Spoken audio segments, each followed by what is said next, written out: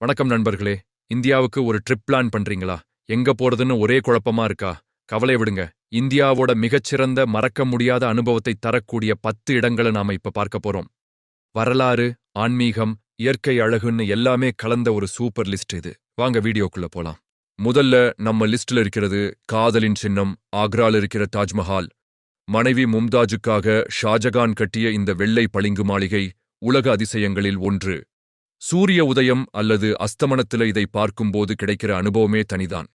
கூட்டம் அதிகமா இருக்கிறதுனால காலையில சீக்கிரமா போறது ரொம்ப நல்லது.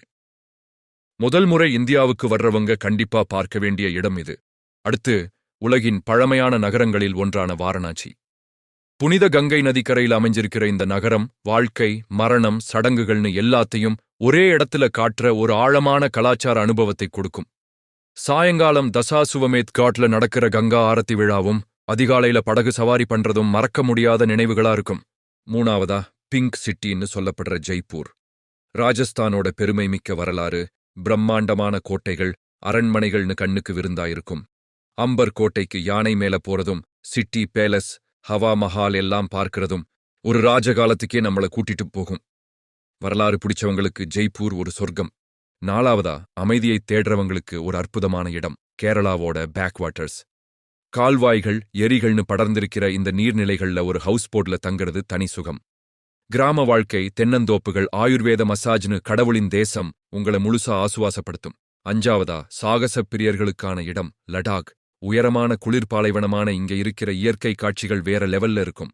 பேங்காங் ஏரி, நுப்ரா பள்ளத்தாக்கு, பழமையான புத்த மடாலயங்கள்னு பார்க்கிற இடமெல்லாம் ஆச்சரியம்தான். பைக் ரைட்டு, ட்ரெக்கிங்னு சாகசங்களுக்கு பஞ்சமே இருக்காது.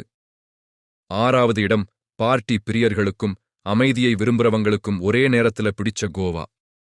நீளமான கடற்கரைகள், போர்ச்சுகீசிய காலத்து கட்டிடங்கள், இரவு வாழ்க்கை, அருமையான கடல் உணவுகள்னு கோவால எல்லாமே இருக்கு. கலாங்குட், பாகா மாதிரி பரபரப்பான கடற்கரைகள் ஒரு பக்கம்னா, பாலோலம் மாதிரி அமைதியான இடங்களும் இன்னொரு பக்கம் இருக்கு. ஏழாவதா, உலகின் யோகா தலைநகரம்னு சொல்லப்படுற ரிஷிகேஷ். இமயமலை அடிவாரத்துல கங்கை நதிக்கரையில இருக்கிற இந்த இடம் ஆன்மீகத்தையும் சாகசத்தையும் ஒன்னா இணைக்குது. யோகா பயிற்சி, ரிவர் ராஃப்டிங், லக்ஷ்மண் ஜூலா பாலம்னு இங்க செய்யறதுக்கு நிறைய விஷயங்கள் இருக்கு. எட்டாவதா, நம்ம தமிழ்நாட்டோட பெருமை, மதுரை மீனாட்சி அம்மன் கோவில். திராவிட கட்டிடக்கலையோட உச்சமா இருக்கிற இந்த பிரம்மாண்டமான கோவில் தெய்வம் மீனாட்சிக்கும் சுந்தரேஸ்வரருக்கும் அர்ப்பணிக்கப்பட்டது. ஆயிரக்கணக்கான வண்ண சிற்பங்களோட உயர்ந்து நிக்கிற கோபுரங்களும் நுணுக்கமான வேலைப்பாடுகளும் நம்மள பிரமிக்க வைக்கும். தென்னிந்திய கோவில் கலாச்சாரத்தோட உண்மையான அனுபவத்தை இங்க பெறலாம். ஒன்பதாவது இடம், ஏரிகளின் நகரம் உதய்பூர். ராஜஸ்தான்ல இருக்கிற இந்த இடம் அரண்மனைகளும் எரிகளும் நிறைஞ்சு ஒரு கனவுலகம் மாதிரி இருக்கும். பிசோலா ஏரியில படகு சவாரி செஞ்சுக்கிட்டே சூரிய அஸ்தமனத்தை பார்க்கறது ரொம்ப ரொமான்டிக்கான அனுபவம். போட்டோ எடுக்கிறதுக்கு இது ஒரு பெர்ஃபெக்ட் ஸ்பாட்.